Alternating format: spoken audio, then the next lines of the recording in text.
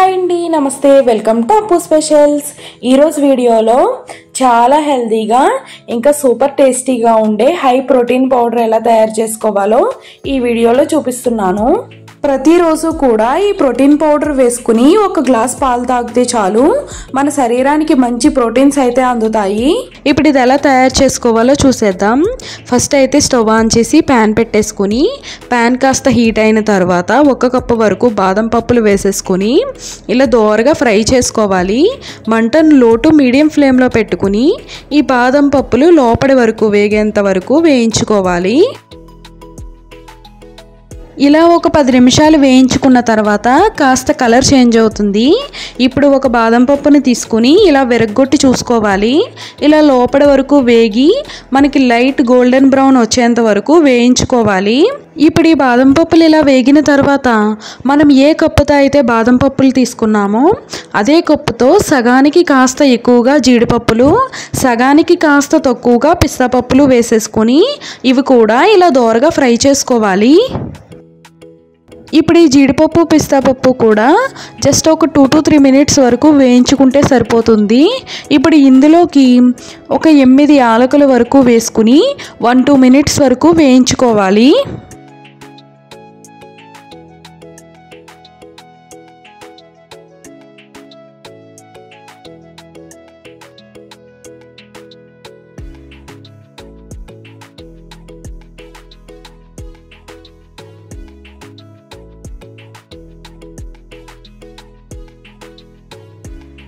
ఇప్పుడు ఇవన్నీ ఇలా వేగిన తర్వాత ఒక ప్లేట్లోకి వేసేసుకుని చల్లారబెట్టుకోవాలి. ఇప్పుడు మళ్ళీ అదే ప్యాన్ పెట్టేసుకుని 1 కప్పు వరకు గుమ్మడి పప్పు, 1 కప్పు వరకు పొద్దుతిరుగుడు పప్పు, 1 కప్పు వరకు పుచ్చపప్పు వేసుకోవాలి. ఇప్పుడు ఈ 3 పప్పులు కూడా మంటను లో ఫ్లేమ్లో మాత్రమే పెట్టేసుకుని దోరగా ఫ్రై చేసుకోవాలి.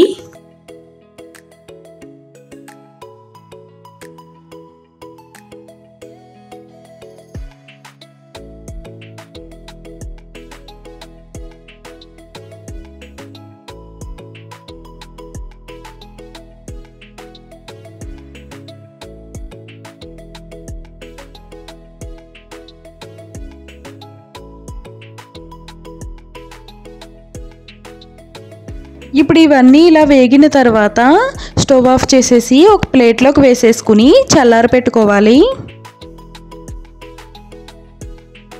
ఇప్పుడు ఇవన్నీ ఇలా పూర్తిగా చల్లారిన తర్వాత ఇందులోంచి ఒక 10 జీడిపప్పులు, ఒక 10 బాదం పప్పులు, 4-5 పిస్తా పప్పులు తీసుకుని ఒక బౌల్లో వేసేసుకుని సన్నగా కట్ చేసి పక్కన పెట్టుకోవాలి.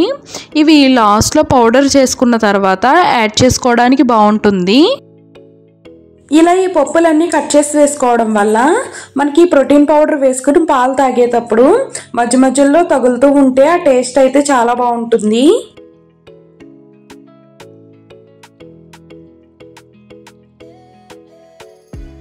ఇలా ఈ పప్పులు కొన్ని సపరేట్ చేసుకున్న తర్వాత మిగిలినవన్నీ కూడా ఈ బాదం పప్పు, జీడిపప్పు, పిస్తా పప్పు, ఇంకా యాలకులు ఇవన్నీ కూడా ఒక మిక్సీ జార్ తీసేసుకుని అందులోకి వేసేసుకుని తర్వాత ఈ పప్పులు కూడా చల్లారిన తర్వాత ఇవి కూడా వేసేసుకోవాలి.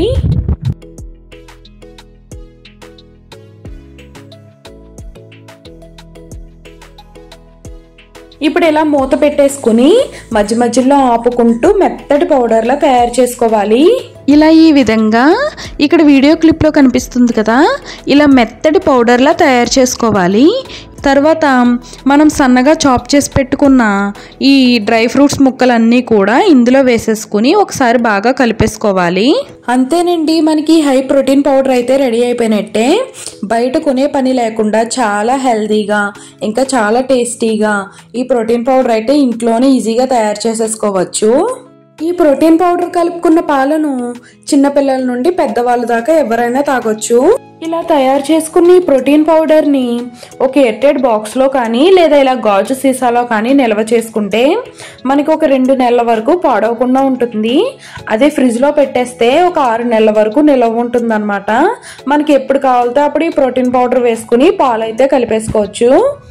మనకి పాలల్లో వేసుకోవడానికి బయట చాలా పౌడర్స్ దొరుకుతాయి, కానీ వాటితో ఈ ప్రోటీన్ పౌడర్ కంపేర్ చేసుకుంటే ఈ ప్రోటీన్ పౌడర్ వల్ల చాలా హెల్త్ బెనిఫిట్స్ అయితే ఉంటాయి. ఇంకా మనకి హై ప్రోటీన్ అయితే లభిస్తుంది.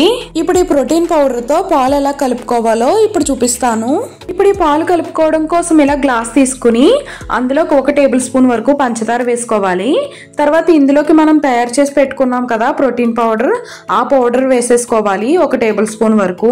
తర్వాత మనం నార్మల్గా పాలు ఎలా కాచుకుంటామో అలాగే కాసేసుకుని ఇప్పుడు ఈ పాలను వేసేసుకుని ఈ పంచదార ఇంక ఈ పౌడర్ బాగా కలిసే విధంగా స్పూన్తో ఇలా కలిపేసుకోవాలి. అంతేనండి, చాలా ఈజీగా ఈ హై ప్రోటీన్ పౌడర్ పాలు అయితే రెడీ అయిపోయినట్టే. మీరు కూడా తప్పకుండా ఈ హై ప్రోటీన్ పౌడర్ అయితే తయారు చేసుకోండి, చాలా చాలా బాగుంటుంది. ఈ వీడియో మీకు నచ్చినట్లయితే తప్పకుండా లైక్ చేయండి, షేర్ చేయండి. ఇలాంటి healthy, quick and easy recipes కోసం అప్పు స్పెషల్స్ని సబ్స్క్రైబ్ చేయండి.